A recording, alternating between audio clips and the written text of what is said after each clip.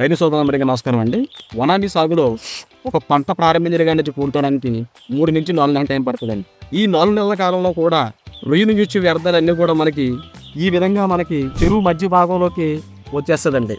దీనివల్ల మనకి ఏంటంటే టాక్సీ గ్యాసెస్ అన్ని బాగా రిలీజ్ అవుతాయండి. రైతులందరూ సాధారణంగా ఏం చేస్తారంటే ఒక పంట అయిపోయిన తర్వాత తొందరగా వేయడానికి ఇష్టపడతారు. ఎందుకంటే వాళ్ళకి లీజ్ తక్కువగా టైం తక్కువగా ఉండడం తదితర అంశాల ద్వారా తొందరగా వేస్తారండి. ఈ విధంగా వేయడం ద్వారా మనకి కొన్ని రకాల నష్టాలను మనం భరించాల్సి ఉంటుంది. కాబట్టి రైతు సోదరులందరూ కూడా ఏదైనా సరే ఒక వనామీ సాగులో 1 నుంచి 2 పంటల నుంచి వేరేదండి.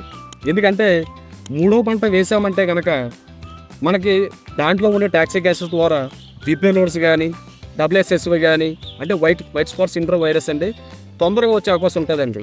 కాబట్టి రైతులందరూ ఏం చేస్తారంటే చెరువు మొత్తాన్ని కూడా ఫుల్గా డ్రై చేసి క్రాక్స్ వచ్చేలా ఎండబెట్టి ఆ వ్యర్థాన్ని తీసుకుని వేరే చోట వేయడం. లేదా రెండో పద్ధతి ఏంటంటే చెరువు అడుగు వాటర్ ఉండగా స్లడ్జ్ మోటార్ సహాయంతో ఆ వ్యర్థాన్ని అంతా బయటికి పంపించేయడం ద్వారా మన చెరువు పరిశుభ్రంగా ఉండి తదుపరి పంటకి ఎటువంటి ఇబ్బందులు లేకుండా మంచిగా మనం పంట తీసుకునే అవకాశం ఉంటుందండి. కాబట్టి రైతు సోదరులందరూ కూడా ఈ పద్ధతులు పాటిస్తారని మనస్ఫూర్తిగా కోరుకుంటున్నాను. Thank you. Dr. Grow. Say yes to growth.